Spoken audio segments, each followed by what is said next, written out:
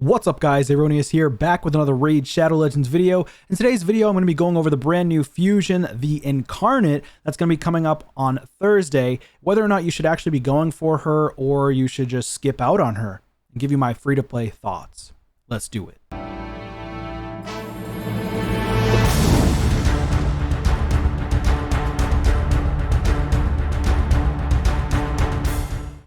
Alright, so it does say June 6th, they're planning to launch the Mixed Fusion event with the new champion, the Incarnate.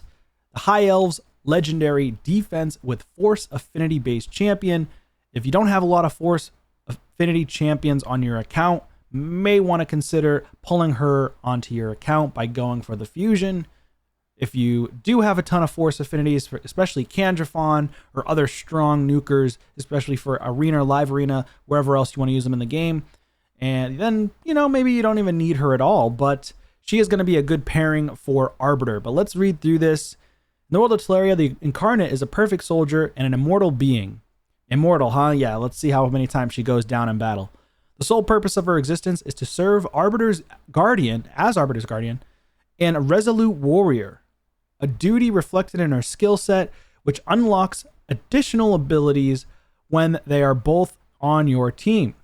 She will obediently join your Arbiter in the arena or in battle against Hydra, so that's interesting.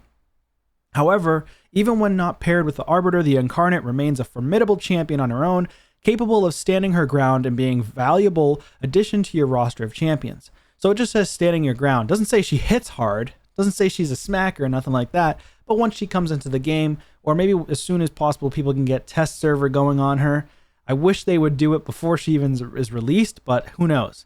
The Incarnate's A1 hits an enemy twice, with a chance to provoke on both strikes, which is not bad, which makes her a suitable candidate for your provoker against the Head of Decay. Also good for the Magma Dragon. Additionally, when the Arbiter is hit, the Incarnate has a chance to counterattack. Also very strong. That's actually good for defense in Arena. So it does say A2 will prompt her to attack all enemies and remove all shields and a random buff from them. Following this, she will protect her team with the shield buff scaled off of her defense. Also not bad. So if it scales anything like, say, a UDK or other champions, it's decent as long as you can get a ton of defense on her. So it might be safe to say you probably want to build her with damage as well, or you want to make her your tanky support champion on your team. But personally, if you're going to bring her into like Live Arena, which I doubt that we're going to see a lot of action from her in Live Arena. Maybe you will, but likely you won't. You'd want to build her super fast and a damage build. You wouldn't want to have too many support champions on your Live Arena team. This skill is particularly useful against the Head of Mischief or heavy shielded enemies in Arena. The Incarnate's A3 provides a reliable ally protection and strengthen for all her allies. She also has two passives, each with their own separate cooldowns. The first passive grants the Incarnate bonus accuracy for each ally under ally protection. Additionally, if she dies, the Arbiter's A4 will reset, which is her revive ability, allowing the Arbiter to revive all fallen allies and fill all their turn meters, which is pretty insane. The second passive grants her bonus resistance for each ally under the ally protection buff, and she will receive 20% of the damage directed at Arbiter. Furthermore, if the Arbiter is going to be hit with a fatal blow, the Incarnate will protect her by casting an unkillable for one turn. So she does have good synergy with Arbiter. So it could be something you want to go for as a new fusion. It's definitely something unique and hasn't been brought into the game in terms of an Arbiter pairing, right? But let's go ahead and take a look at Incarnate and take a look at her skills in more detail. All right, so here you go. You've got Incarnate right here behind me, and she looks pretty cool. She does look very similar to Arbiter. She also has Arbiter on the shield, the face of Arbiter on her shield. And yeah, she kind of looks like a copy of Arbiter almost, except it's her Guardian, right? So I guess that makes sense as to why she kind of looks similar to her.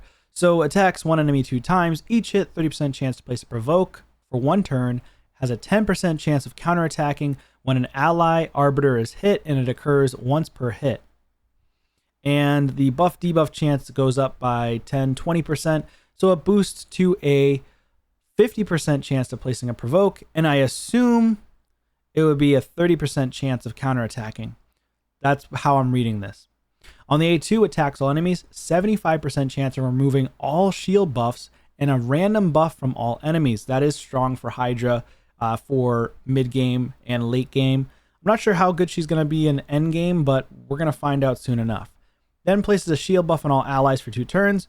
The shield is proportional to this champion's defense, so that's not bad. Hopefully she does do good damage. She has a lot of damage scaling from the levels, so I'm assuming that she's going to do somewhat decent damage. Now this does buff out to 100% chance to remove all shields and a random buff from the enemies, so that's not bad. A3 places an ally protection on all allies except this champion for 2 turns. Also places a strengthen 25%, which is the big version, on all allies for 2 turns. So again, survivability in defense and arena. If you wanted to bring her in as an offense champion, you could try to bring her into offense, but I feel like she's going to be on your defense and arena, and definitely utilized in Hydra for the earlier game modes.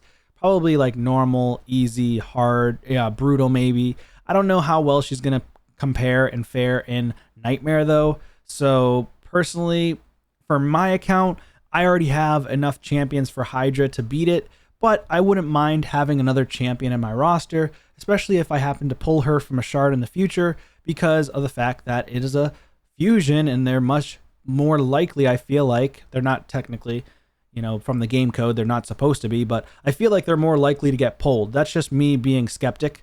But, leave the thoughts in the comments down below how you feel about pulling fusions, because I feel like I pull them all the time. But that's why I like going for fusions. Hopefully you can get duplicates, fill the faction guardians, and then +1, +2 other champions. So for the passive, first one, increase the champion's accuracy by 20 for each ally under ally protection. So if you're going into Hydra, it increases her accuracy. You've got, 5 other allies, right? Each ally under ally protection, so it doesn't include herself. So you're boosting her accuracy by 100, which is not bad. And then when she's killed, resets the cooldown of Destiny's Call skill for all ally arbiters. That's pretty cool as well. If there are multiple champions on the team with this skill, this effect will only activate once. It is on a 4-turn cooldown, but in Hydra, that's totally fine. You're not too concerned about this because Arbiter has she's so fast. Arbiter typically is really fast, and she's going to get back around to that revive again anyways on her own. So having this paired with Arbiter resetting herself, and then if you have refresh gear, it's pretty insane. So I don't know if refresh gear will work on passives. I think it only works on active skills, but refresh gear on the Arbiter should work just fine. Also, the second passive, we've got Ultimate Purpose, increases this champion's resistance by 20 for each ally under ally protection. So another 100 except for resistance. That's not bad. This champion will also receive 20% of the damage of any ally arbiters. If there are multiple champions on the team with this skill, this effect will only activate once. So if you had multiple incarnates, it's just going to happen to one incarnate and not multiple incarnates. So if any ally arbiter is about to get killed by a fatal hit, places an unkillable for 1 turn. And if there are multiple champions on the team with this skill, it'll only activate once. So it's pretty cool. I like the ability. I don't think it's terrible. I don't think she's an amazing champion, but I don't think she's bad either. I feel like she's like a B tier champion, a solid B tier champion in my eyes. I don't think she's any better. She's definitely not S tier. She's definitely not A tier. I would say she's a solid B tier champion. And if your earlier game, should you skip this champion? I would say only if you don't want to go for a fusion that could be potentially helpful on your account, because everybody's going to be getting an arbiter anyways. So you might as well get her. She's going to help boost you in the Hydra, especially for normal and hard and potentially brutal. If you're trying to push brutal Hydra, she could be a champion that comes in and helps you achieve the brutal scores that you're looking for, or the points that you're looking for. So yeah, I mean, I think that she's a decent champion. She's definitely not bad, but she's definitely, I would say, bottom of the totem pole in terms of fusions for this year. So many people may end up skipping her. And then a lot of people are just going to skip her simply because of the fact that they already have all the champions they need for Hydra at this point, or they already have damage dealers that are defense-based or offense-based that are probably going to be stronger than her.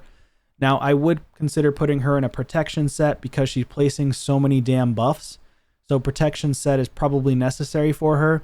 You don't want the Hydra head stealing the shields and the ally protection and the strengthens if you can help it.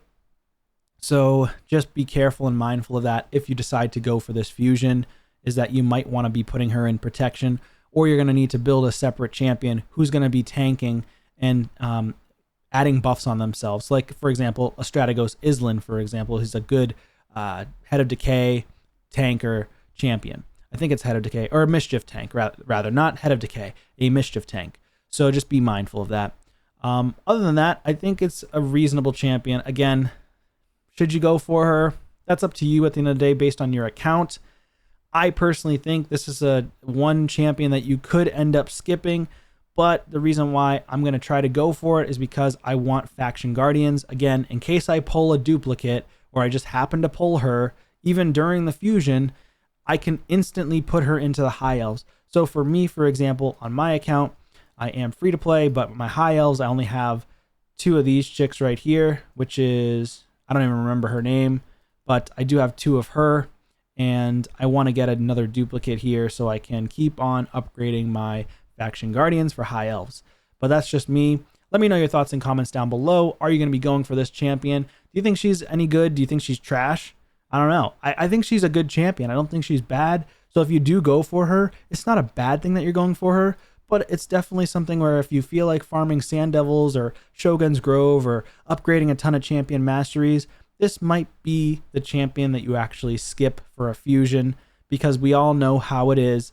It's a grind. This game is non-stop and you feel like you're burnt out. If you're so burnt out at this point, then yes, you might want to consider skipping her as a fusion, but don't sleep on her because she could end up being a good champion. So I know there's a lot of fear of missing out going on as well, but again, this is a champion that you could potentially skip. Anyways, that's going to be it for this one, guys. Thank you so much for watching. If you have watched it this far, please consider subscribing to the channel on your way out, and I'll see you on a video soon. Take care.